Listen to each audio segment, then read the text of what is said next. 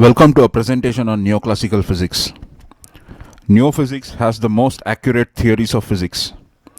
We challenge you to disprove us. If not, we welcome you to join us and profit from the new science. In this presentation, we discuss about a simple toy model to explain the surface temperature of Earth. To calculate the global average temperature, equator to pole temperature gradient, east-west gradient, or day-night temperature differences, etc. And to characterize the effects of emissivity, albedo, solar radiation on surface temperature.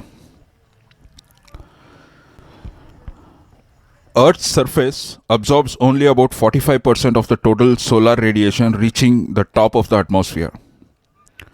Accordingly, the surface temperature of the Earth ought to have been about 225 Kelvin, not 255 Kelvin, which we get by wrongly assuming that the surface absorbed 70% of the incoming solar radiation. This implies the atmospheric back radiation effect is 288 minus 225, that is 63 Kelvin. Textbooks highly underestimate this effect as only 288 minus 255, that is 33 Kelvin. Surface layer coupled to a single air layer is not adequate to get the 63 Kelvin rise. We had already discussed these in the previous presentations. Here we develop a simple time evolving double air layer model coupled to the surface layer to get the correct temperature behaviors. The model results match the climatological meridional temperature distributions as well as the observed diurnal variation of temperature. This toy model suggests that in the absence of water vapor feedbacks, the effect of doubling CO2, or specifically the effect of enhanced back radiation of about 3.71 watt per meter square, is to raise the surface temperature by about 0.5 Kelvin. Not 1.3 Kelvin as wrongly estimated by the IPCC method. The model further suggests that there is a minute increase of the north-south gradient. That is, the equator to pole gradient does not show any significant decrease, which may lead to breakdown of meridional fluid flows or fluid currents. Increased emissivity also causes a minute decrease in the diurnal temperature extremes. Mainly, the role of emissivity increase is to enhance vertical gradient between the surface layer and the layer of air on top of it.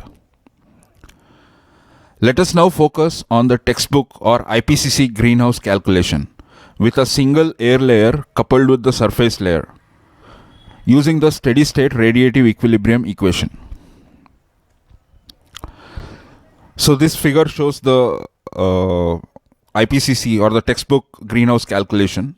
This is the schematic. So this is the surface layer here and this is the air layer. The surface layer directly receives about this. This is the solar radiation that it receives directly from sun. I naught into 1 minus alpha s by 4. And it is at temperature Ts and there is a Stefan-Boltzmann radiation loss sigma Ts power 4 from the surface. And the air layer is at temperature T subscript A and it loses radiation on either side, epsilon sigma Ta power 4 and epsilon sigma Ta power 4. So this is the radiative equilibrium equation at the surface. There is one loss term, sigma Ts power 4. So this is balanced by the incoming radiation and the radiation from the air layer. And this is the air layer equation. There is it loses energy on both sides, 2 epsilon sigma Ta power 4. And this is balanced by the energy coming from the surface, epsilon sigma Ts power 4. And the total energy lost to space is this. Of the total sigma Ts power 4 coming towards the air layer from the surface, epsilon is observed and 1 minus epsilon is let to free space. And this is nothing but the radiation loss from the surface layer, air layer itself. So this is the summation of these two, surface and the air layer effect. So this is the total energy lost to space, and this is the total energy gained from the solar radiation. So these are the two equations. This is the surface layer equation and this is the air layer equation. If we put values, I naught equals 1360 watt per meter square and alpha as albedo of the surface as 0.3, that is assuming 70% of the incoming solar radiation is absorbed at the surface, we get these values shown here. Ts is here, this formula, only it is now dependent on only epsilon because alpha s and I naught are specified, and Ta is given by this formula. Since we are interested in 288 Kelvin, if we put epsilon is 0.7823, we get the surface temperature Ts as 288 Kelvin. And at the same epsilon, we get the air temperature as 242.3 Kelvin. The radiation leaving the top of the atmosphere, R, is given by this. R equals 1 minus epsilon sigma Ts power 4 plus epsilon sigma Ta power 4. If there is any imbalance between the incoming and the outgoing radiation, then the surface temperature will not be in a steady state. It may be cooling or warming. According to IPCC, changes in emissivity is associated with changes in R, that is the radiation living on the top of the atmosphere. So emissivity changes is associated with changes in R, such that delta R is delta epsilon into sigma Ta power 4 minus sigma Ts power 4. But we know that this R, which is 1 minus epsilon sigma Ts power 4 plus epsilon sigma Ta power 4, is nothing but the summation of this is I naught into 1 minus alpha s by 4, which basically means the net radiation lost at the top of the surface is equal to the net radiation received from the solar radiation, from the solar output. So basically this is by design where the surface and air, we have written down this equation. If we just sum up this 1 minus epsilon and these two terms, we get I naught into 1 minus alpha s by 4. So actually the radiation leaving the top of the atmosphere is actually independent of epsilon. The delta R, or the change in R, the outgoing long wave radiation due to enhanced CO2, or rather doubling of CO2, is assumed to be delta R is minus 3.71 watt per meter square, minus 3. That is, it is assumed that the outgoing long wave radiation reduces by 3.71 watt per meter square due to absorption by the CO2. Thus, the wrong way of estimating the changes in surface temperature due to changes in CO2 concentration is, according to the IPCC and the standard interpretation, delta epsilon is delta R by sigma into Ta power 4 minus Ts power 4. We get 3.71. You just put in the values 3.71 and 288 and 242.3. We get 0.019. That is the change in radiative forcing, surface radiative forcing. Delta R equals minus 3.71 watt per meter square is equivalent to an emissivity change delta epsilon of 0.019. That is, epsilon changes from 0.7823 to 0.8013. This rise in epsilon in turn causes the surface temperature changes, delta Ts. So delta Ts increases from 288 Kelvin to 289.3, that is 1.3 Kelvin it raises. But this line of logic is wrong because R defined by this equation, R into R equals 1 minus epsilon sigma Ts power 4 plus epsilon sigma Ta power 4 is independent of epsilon. Changes in emissivity does not cause radiation imbalance at the top of the atmosphere. R is always equal to the absorbed radiation by design, regardless of the surface temperature or the air temperature values. So the outgoing radiation is a function of the incoming radiation I naught and the portion of radiation reflected back, alpha s, only. It is not dependent on emissivity epsilon. Variations in epsilon cannot be equated to changes in I naught or alpha s. Alpha s is the albedo. So however, changes in emissivity causes changes in the radiation available at the surface layer, which in turn alters the surface temperature. we can simply define a new metric, the surface radiative forcing F, which is a measure of the excess energy received at the surface. It is not a metric defined at the top of the atmosphere. Let radiative forcing on the surface F be. F is just defined as epsilon sigma Ta power 4. This is just the radiation input from the air layer. Whatever the back radiation onto the surface, that is called the surface radiative forcing, and it is given by this expression. Let us check what the actual tables of Ts, Ta, that is the surface temperature, air temperature Ta, and the F, that is the surface radiative forcings, evaluated numerically at different epsilon. So we create this table using these equations. Ts is this equation, Ta is this equation, and F from this whatever we defined now. So at various different epsilon values, we plot or write out the values.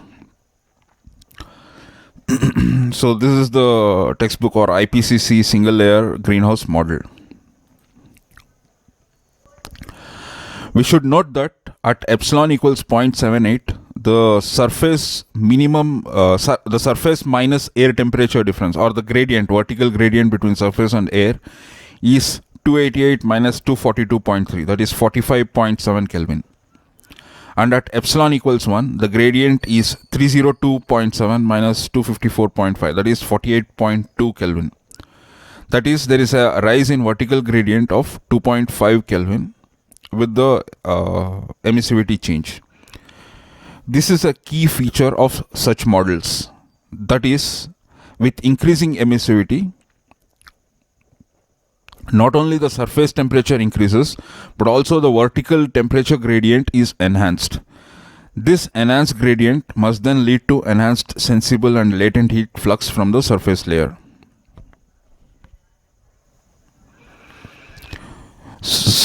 So this is the same table that we saw in the previous slide, single layer greenhouse model, the IPCC one or the textbook one. So when emissivity epsilon changes from 0.7823 to 0.7917 in this table, that is when delta epsilon is 0.0094, the radiative forcing on the surface changes by 155.9 minus 152.2, that is 3.7 watt per meter square. So when it epsilon shifts from 0.78 to 0.7917, delta F is 3.7 watt per meter square. The F changes by 3.7 watt per meter square. And the surface temperature shifts by 0.7 Kelvin, 288.7 minus 88. Thus, the change in the surface temperature due to excess 3.7 watt per meter square induced by changes in epsilon is 0.7 Kelvin, not 1.3 Kelvin as wrongly estimated by IPCC method. So even in their own model, if we actually plot the values, we find that the excess delta F of 3.7 watt per meter square is associated with the temperature rise of 0.7 Kelvin only, not 1.3 Kelvin as we did an estimate earlier, or using the IPCC method. So the change delta epsilon 0.019 from 0.78 to 0.8 is associated with delta F of 6.5 watt per meter square. That is a much larger. The change estimated by the IPCC method, delta is 0.019, is associated with a much larger change in the surface radiative forcing, 6.5 watt per meter square, than 3.7 that is expected. So the proper way seems to be by numerical evaluation of these formula, the TS, TA, and the F. There seems to be no shortcut. Besides overestimating the temperature changes, the textbook or the IPCC method also overestimates the energy absorbed at the surface as 70%, while in real world only about 45% of the radiation, solar radiation, is absorbed by the surface, with alpha S or the albedo at the surface as 0.55. That is assuming only 45% radiation is absorbed at the surface. We get this table, this is the new table we get. When alpha is 0.3, we have this table. When we shift from 0.3 to 0.55, we get this new table. So this new table, this ignores the fact that the air layer absorbs about 25% of the solar radiation. So we just consider 45% absorption at the surface. We didn't specify the 25% that is absorbed by the air layer, because only net 30% is reflected back to space and 45% is absorbed at the surface. So the rest 25% is still remaining, and it must go into the air layer. So let us consider a modified one layer greenhouse model where the air layer can absorb some solar radiation. So we need to include this because when we shift from 0.3 to 0.55, we find that the temperatures are very, very low. From 288 Kelvin, it drops to 257.9, and at epsilon equals 1, it drops from 302.7 Kelvin to 271 Kelvin. So in order to get in order to realistically model this, we need to include the 25% solar radiation absorption in the atmospheric layer. So this is the new set of equation. This is the surface layer, there is no change there, and this is the air layer. Now we have added this extra term I naught into 1 minus alpha A by 4. Previously, in the previous case, we had assumed alpha A is 1, so this term was 0. There was no absorption in the atmospheric layer. Now alpha A is not equal to 1, it's less than 1, so there will be some amount of radiation absorbed even in the air layer. So this is the modified single air layer equation with absorption. Single layer air layer where the air layer can absorb some energy, solar radiation. The variation of the surface temperature Ts and the air temperature Ta along with the surface radiative forcing F terms as a function of epsilon in a greenhouse model where the surface layer is coupled to a single air layer and this air layer can absorb solar radiation is given in this table. Here alpha S is 0.55 and alpha A is 0.775. So that is 0.55 means 45% is absorbed at the surface and 0.75 means 25% is absorbed in the air. And this is the table we get corresponding to this new equation. And this is the schematic of the new equation. So basically we have added this extra solar radiation in the air layer, I naught into 1 minus alpha A by 4, otherwise rest of the equations are the same. With this model, the temperature saturates at 288.2 Kelvin when epsilon equals 1. So when we reduce this surface layer, which was assumed to be absorbing 70% to realistic case of 45%, and shift 25% to the air layer, in this case, the model saturates at 288.2 Kelvin. It cannot show higher temperature. When epsilon equals 1 at the maximum saturation case, the maximum temperature we get is only 288.2 Kelvin. And besides, there is zero surface long wave radiation that is lost to space in this condition when epsilon equals 1. In reality, at least 10% of the surface long wave radiation, that is surface radiation, at least 10% of the surface radiation must be reaching the space, must cross the air layer. If epsilon is 1, all the surface layer energy is absorbed in the air layer and nothing reaches the space. And even at also at epsilon is 0.9976, since epsilon is very close to 1, the radiation lost to space is still very negligible, only 0.24%. Hence this solution or this model is unrealistic. So let us add one more air layer on top of this to make it more realistic. So this is the model with two air layers. The surface layer is coupled to two air layers. This is the middle air layer and this is the top air layer. If if alpha A1 equals 1 and alpha A2 equals 1, we get back the textbook greenhouse formulae for the double air layer where there is no absorption in the air layers, and with alpha A2 equals 1 and epsilon 2 equals 0. So epsilon 2 equals 0, these two conditions effectively removes this top air layer, and we will be left with the two layer model, or the one air layer and one surface, the two layer model with an absorption, with air layer absorbing some energy. However, in our case, we will assume alpha A1 is 0.8 and alpha A2 is 0.95. The alpha S, which is the albedo of the surface layer, alpha S is 0.55. That is 45% of the radiation is absorbed at the surface. Alpha A1 equals 0.8. That is 20% of the solar radiation is absorbed in the first air layer. And alpha A2 equals 0.95. That is 5% of the radiation is absorbed in the second air layer. So this is the steady state radiative equilibrium equation we get. The one surface layer coupled with two air layers, and this is the steady state radiative equilibrium. From these equations, we get that epsilon 1 has a wide range. Epsilon 1 can vary from 0.1192 to 0.8230, in which at least 10% of the surface radiation escapes to space. So these are all the set of solution where the surface radiation, long wave radiation that is lost to space is at least 10%, longer than 10%, greater than 10%. So the corresponding epsilon 2 value corresponding to this epsilon 1 range varies between 0.8865 and 0.4351. Epsilon 1 equals 0.5414 and epsilon 2 equals 0.705 something has the highest 13.5% surface radiation escaping to the space.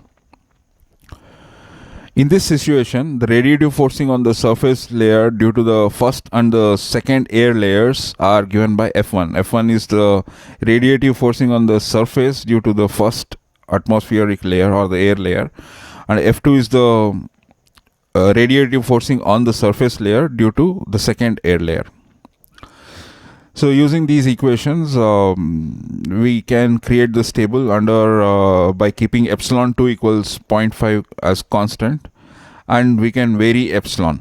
We choose a solution, the base solution we choose an epsilon with a high epsilon 1 such that it's in the range 0.7 to 0.8, because that is the assumed emissivity of the bulk of the atmosphere, bulk of the troposphere. So we want epsilon 1 to be in the range 0.7 to 0.8, and we choose this value 0.5 and 0.774 as our base solution or the control solution. But in this whole range, whatever epsilon 1 value we choose, they all show similar sensitivity. The surface temperature shows similar sensitivity to the changes in epsilon value, delta epsilon. Small changes in epsilon 1 value has similar changes in delta Ts or the surface temperature.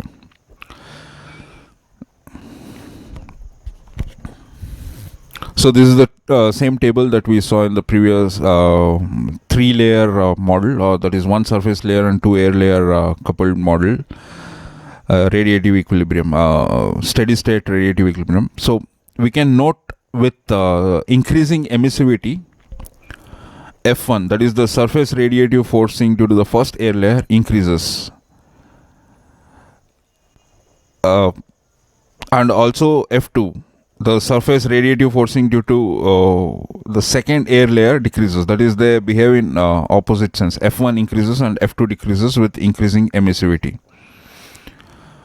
According to this model, this two air layer model, the surface temperature rise due to 3.71 watt per meter square enhancement, or the doubled CO2 radiation, is 0.5 Kelvin.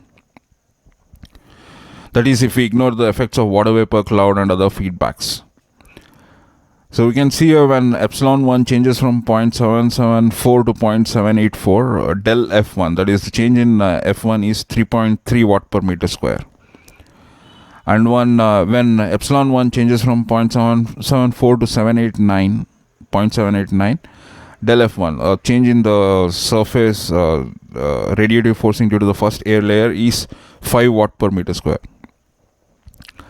So this is not shown when epsilon 1 changes from 0.774 close to somewhere 0.785. we get delta F1 is 3.7 watt per meter square as required.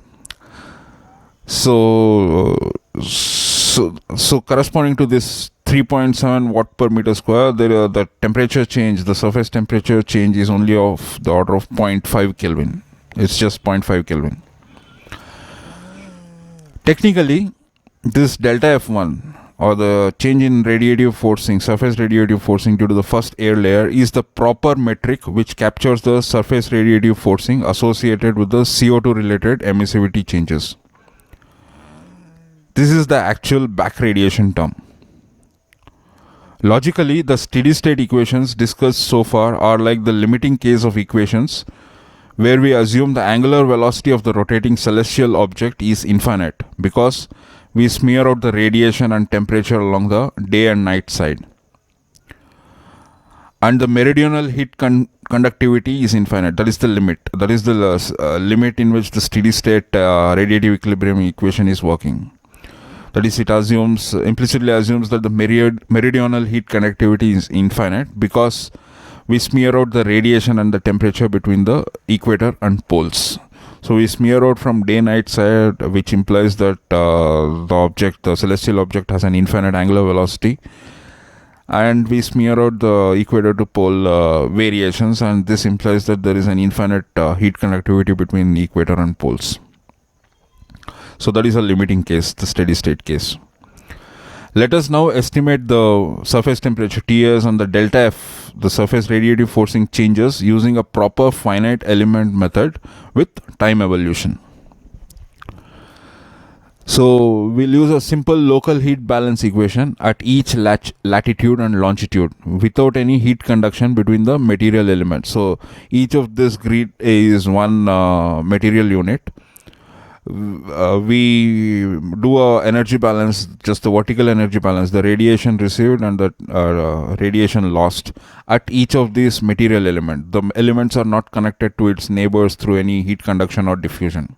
That's the assumption. It's just a local, highly local balance with the sun and that location. That's the first simple equation that we'll solve. So suppose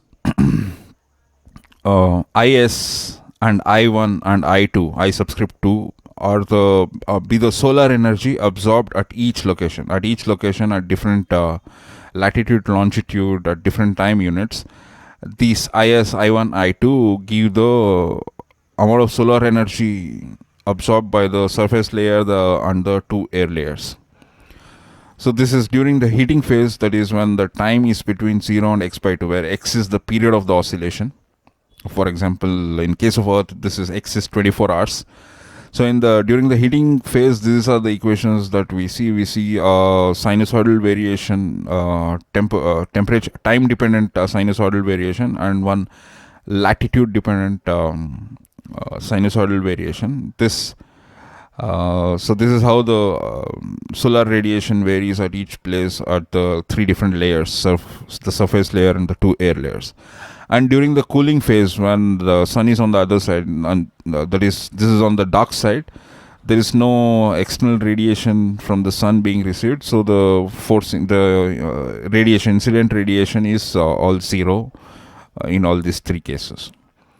So this is how we grid the Earth, and in each of this grid we carry out the calculations. So these three equations show the surface plus two air layer coupled non-steady state radiative balance equation. This is time evolving. So if we drop these terms, if we consider these del T by del T terms, del Ts by del T, del T1 by del T, and del T2 by del T, all this time dependent temperature variation terms, if we consider this as zero, we get back the steady state radiative equilibrium equations that we used earlier. But since the situation is not always in equilibrium, producing a constant temperature, they may have some periodic solutions or something. We have to use a better, more generalized equation, this time dependent non-steady state radiative balance. So in this equation, if epsilon is 0.774 and epsilon 2 is 0.5, and by setting different materials, by setting the densities rho s and the height and the specific heat C and all these things, by setting different values, we can find the temperature temperature over different surfaces, whether if the surface is a soil surface or the water surface and something. So this is just a sample calculation shown. This is how we get the numbers from this equation, from this non-steady state radiative balance.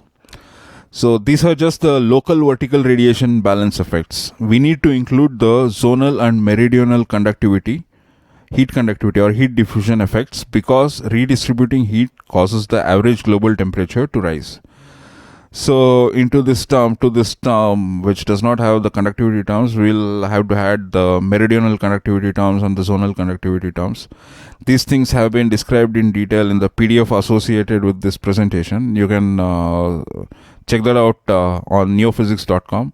Here we don't mention those complicated terms. We just say the meridional conductivity terms and the zonal conductivity terms. We just have to add to this equation, or add to this all these three equations, these terms, these conductivity terms.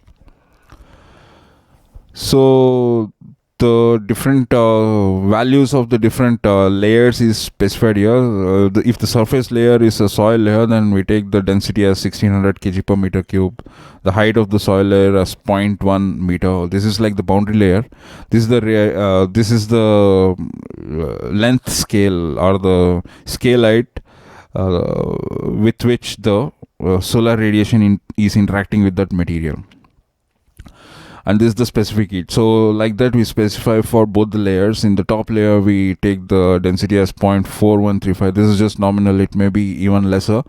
We will have to adjust the values, but the first air layer we assume as the troposphere. This is about the 10-12 kilometers of air, where we more or less see a linear lapse rate. So this is that region, representative of that region. We take the height as about 5 kilometer, and the second air layer is representative of the tropopause region above the troposphere, and the scale height is assumed to be 2 kilometer. We have to maybe vary these, do some sensitivity analysis of these, but these numbers seem to work good, so we have used it. Keeping epsilon 2 equals 0.5 as constant, and we can vary epsilon 1. So that is keeping the emissivity of the second air layer as constant at 0.5. We will vary the emissivity of the first air layer with the soil surface layer, and we take the conductivity, these constants associated with conductivity, which we have not specified, as some which we have not shown. With these values, it does not matter for now. So this is a high conductivity value. So when and this conductivity is applied at a 5 degree spatial scale, because we are taking 1 minute time resolution. We will have to take a spatial resolution which is in order with that, and we have to take something like a 3 or 4 or 5 degree spatial resolution to get the proper values. If you want to go to more finer scale spatial resolution, then we have to increase the time step resolution. So with this resolution, this works fine, 5 degree spatial scale. So that is a point at the equator, 0 north, is being modified by the temperature values due to conductivity at 5 south and 5 north, and the point at 5 north is being modified by values at 0 north and 10 north, and so on. So this table shows the surface plus 2 air layer model, which is the time evolving non-steady state model, with epsilon 2 is 0.5, and these are the surface temperature TAs, the first air layer temperature TA1, second air layer temperature TA2.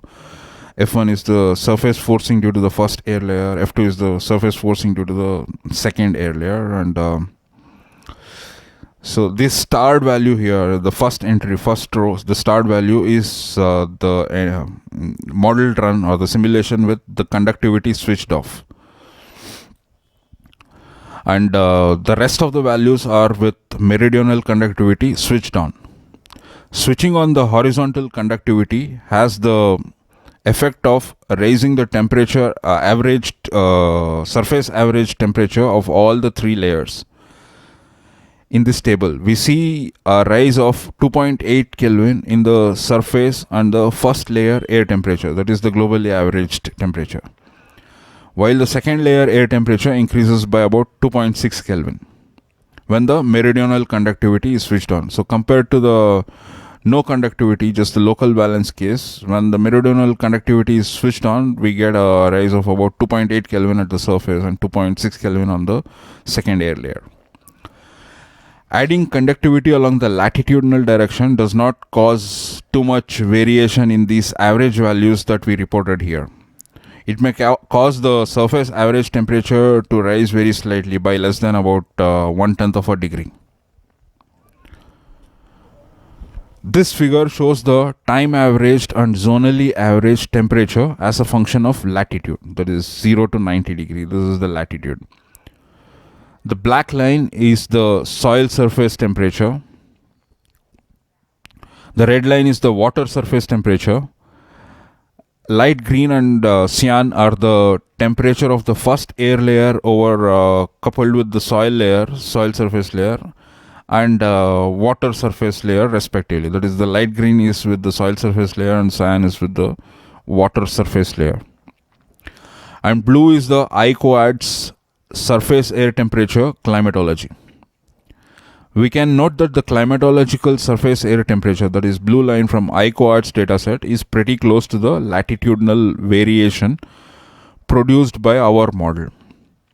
So there are these variations. We will not look into too much details right now. We will focus on them in a future presentation, why these variations are there. And as such, this blue line shows much higher average temperature than 288 Kelvin, because this black line, which is the globally averaged soil surface temperature, this black line corresponds to an global average of 287.1 Kelvin, and this red line, which is the globally average surface temperature, which is the surface temperature, if we globally average it, it will give a value of 288.7, and this blue line is much higher than these values. So, but we are not too way off. We are in the range of the variations observed in the climatology, in the dataset, actual dataset. So, we are okay. So these are the same tables. This is the same table, the soil surface layer coupled with two air layers, and this is the water surface layer coupled with the same layer with two air layers and with all the other parameters same. That is epsilon 2 second air layer emissivity is 0.5, and the density of this water layer is 1000. This is just specifying the density of the water layer.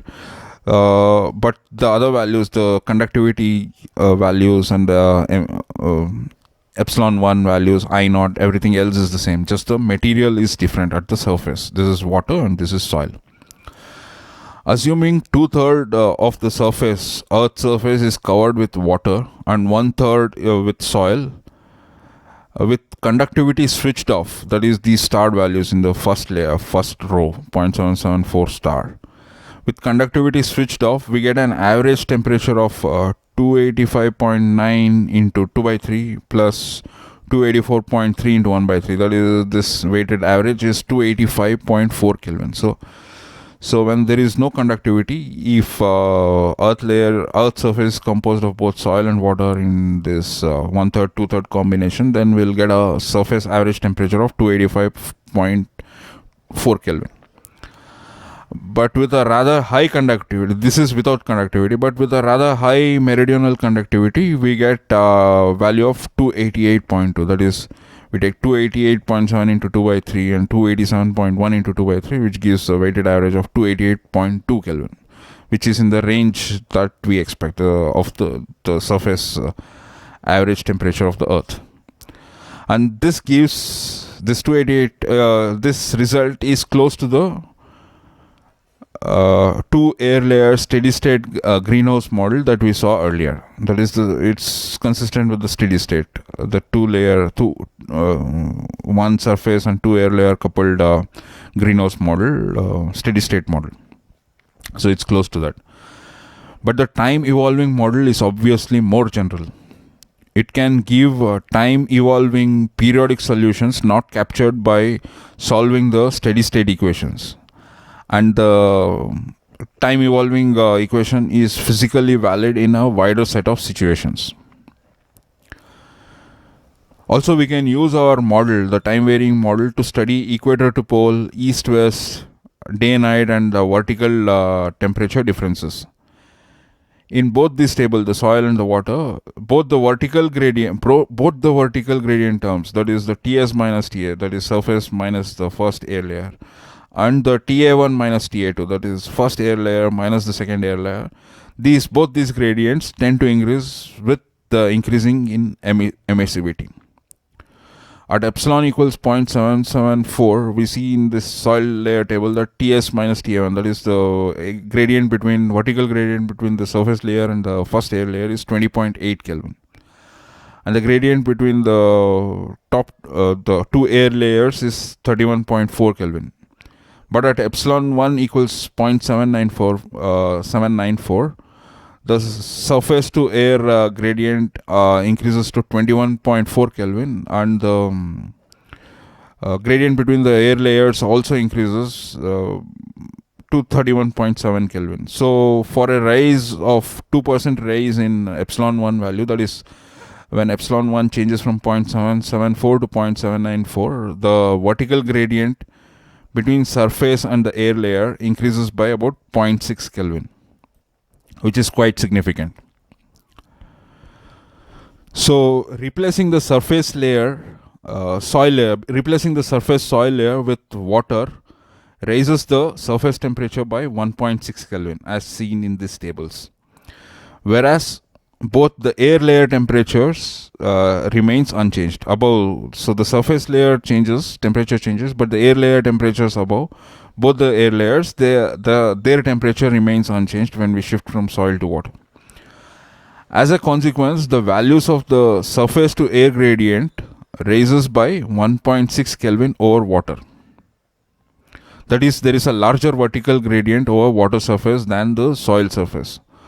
Overall, we expect enhanced convectional activity with increased emissivity. So let us now look at equator to pole variation of the time averaged zonal temperature. In the equator to pole direction without conductivity, the equatorial average, that is this first row 0.774 starred values, these are the without conductivity. So in the equator to pole direction without conductivity, the equatorial average temperature will be about 303.8 Kelvin over the soil layer, and it is 305.9 Kelvin over the water layer. While the polar temperature over the soil and both soil and water is 0 Kelvin. That is without conductivity. With meridional conductivity switched on, the soil temperature drops to 296.5 Kelvin and the water surface layer temperature drops to 298.6 Kelvin. Whereas the polar surface temperature rises to 256.7 in case of soil layer and 257.3 in case of water layer. Like in the case of the vertical gradient, even the equator to pole gradient remains higher over the water surface, that is an aquaplanet. That is the water surface, if the surface is water, then both the vertical gradient and the equator to pole gradient tends to be higher in this model if the surface layer is composed of water. With increasing emissivity, the surfaces, both the soil and water, hardly show any effect on the equator to pole gradient. So there is no change, more or less no change in the equator to pole gradient. If at all, there may be a slight enhancement of the gradient as shown in these tables, but Importantly, the equator to pole gradient does not show any significant decrease, which may lead to breakdown of the meridional fluid flows. So by adding zonal conductivity factor to these equations, we see no appreciable change. Not shown here, but we don't see any appreciable change. Adding zonal conductivity has the effect of truncating the maxima and the minima temperature without majorly affecting the average temperature. That is, the effect on the average temperature is much less. The effect of emissivity emissivity rises both the maxima and the minima during of this diurnal variation. It rises both the maxima and the minima, and so it also enhances the average temperature. So let us now look at the east-west or the day-night temperature differences. So these tables show the diurnal variation at 0 north.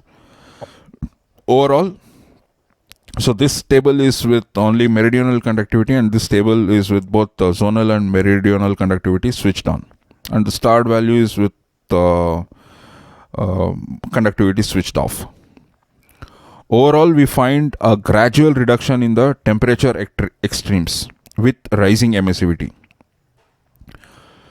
Even at the poles, we find a gradual reduction in the extreme temperatures, that is Tmax minus Tmin. So basically the Tmax minus Tmin has a very slow decrease when emissivity increases. Practically it is not changing, it remains more or less the same, but there is a slight decrease if at all.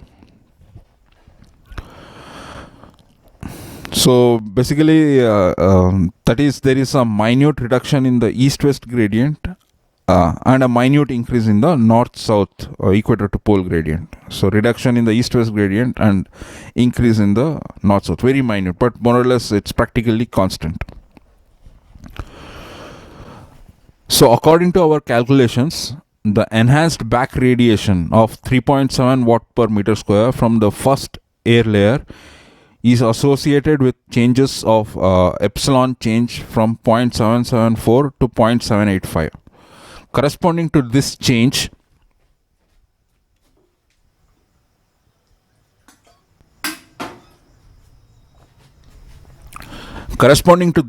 broadly we find that the global surface average temperature rises by about 0.4 Kelvin with conductivity. Without conductivity, we saw the value as 0.5, but with conductivity switched on, especially the meridional conductivity, the global average surface temperature rises by about 0.4 Kelvin for this 3.7 watt per meter square excess back radiation from the first air layer. So the average surface temperature rises by 0.4 Kelvin and the surface to air vertical gradient rises by 0.2 Kelvin over the soil layer and 0.3 Kelvin over the water surface layer. The average equatorial temperature rises by about 0.49 Kelvin and the average polar temperature rises by about 0.43 Kelvin, which implies a slight rise in the equator to pole gradient. More importantly, we should note that there is no reduction in the equator to pole gradient with this 3.7 watt per meter square forcing, radiative forcing from the back radiation, excess back radiation from the top, from the first air layer. So that effect, these are the effects of that. Also, the equatorial maxima rises by about 0.4 Kelvin and the equatorial minima rises by about 0.5 Kelvin. So the day-night difference reduces by about 0.1 Kelvin at the equator. And the polar maxima rises by 0.4 Kelvin. The polar minima also rises by about 0.4 Kelvin. So there is hardly any change in the diurnal variation at the poles. Actually, it reduces by about 0.03 Kelvin. This figure shows the time evolution of the diurnal temperature at a point on the equator, 0 north. The black line is the soil surface temperature with the scale shown on the left on the left axis, and red line is the water surface temperature with the scale shown on the right axis. We see that we are capturing the diurnal variation reasonably well over both the water and the soil surface layers. So over the water surface, this red line, the temperature variation is about 2.4 Kelvin, and over the on the soil, with the soil layer, the temperature variation is about from 270 Kelvin to 330 Kelvin, about 60 Kelvin between day and night. There is a huge variation over the soil layer, and only 2.4 Kelvin variation over the water layer. So the diurnal variation we are capturing pretty decent. So let us now look at some of the sensitivity tests that we can do with our model. So in the previous calculations, we had assumed that 1 minus alpha 1, that equals 0.2, that is 20% of the radiation is absorbed at the first air layer, and 1 minus alpha 2 was 0.05, that is 5% of the radiation is absorbed at the second air layer. If we now assume 1 minus alpha 1 is 0.19 and 1 minus alpha 2 is 0.06, that is we find 1% reduction in the first layer absorption and 1% increase in the second, that is we redistributed 1% between the first and the second layers. If we do that, then this causes the surface layer temperature to drop by 0.3 Kelvin. The globally average surface temperature drops by 0.3 Kelvin if we redistribute this 1%. That is, reduce 1% at the first layer and increase 1% absorption at the top layer. If we do that, the surface layer temperature reduces by 0.3 Kelvin.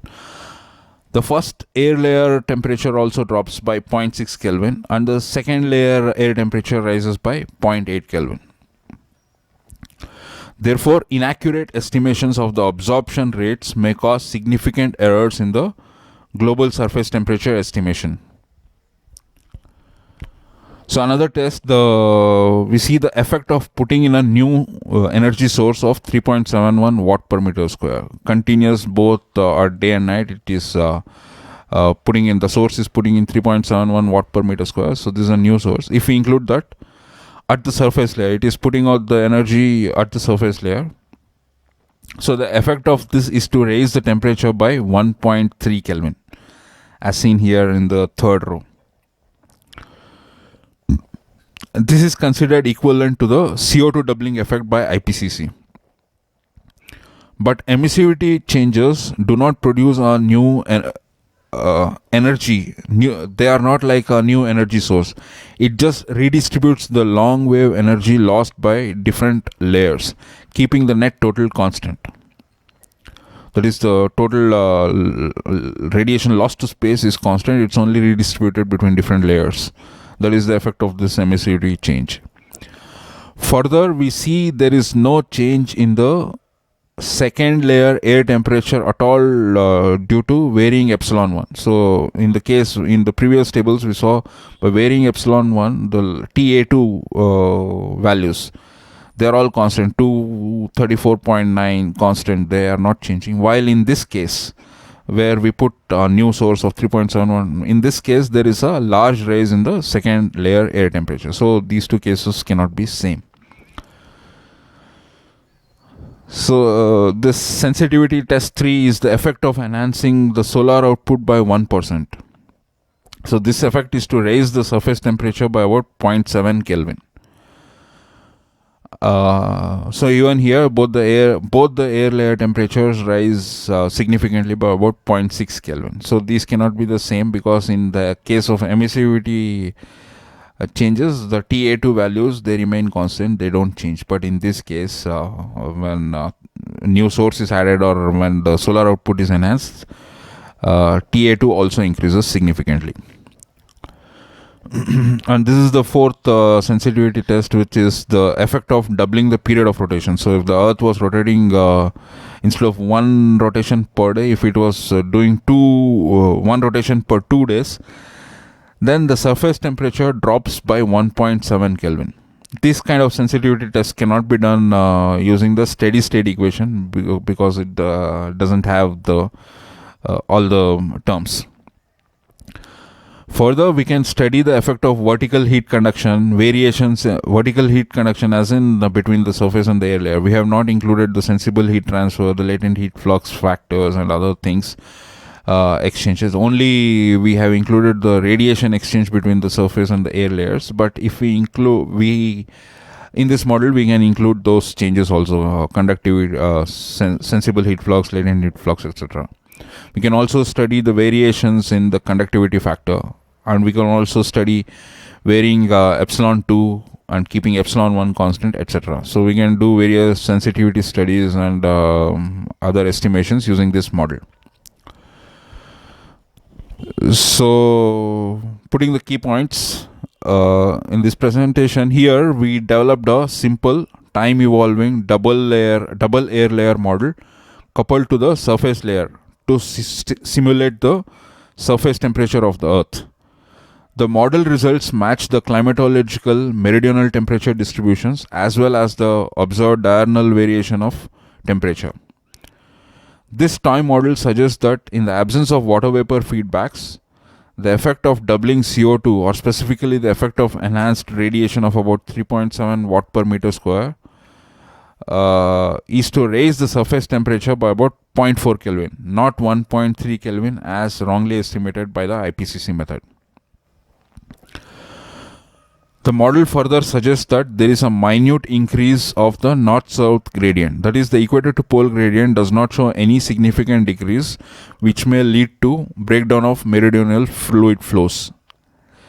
Increased emissivity also causes a minute decrease in the diurnal temperature extremes. That is, T max comes down and T minimum temperature rises. The temperature extremes get truncated, while not affecting the average much. Meanwhile, mainly the role of the emissivity increase is to enhance vertical gradient between the surface and the air layer. So that seems to be the major role. That is the most significant factor we see. So whenever the emissivity increases, the surface layer increases, temperature increases. The air layer temperatures don't increase much, or they remain constant.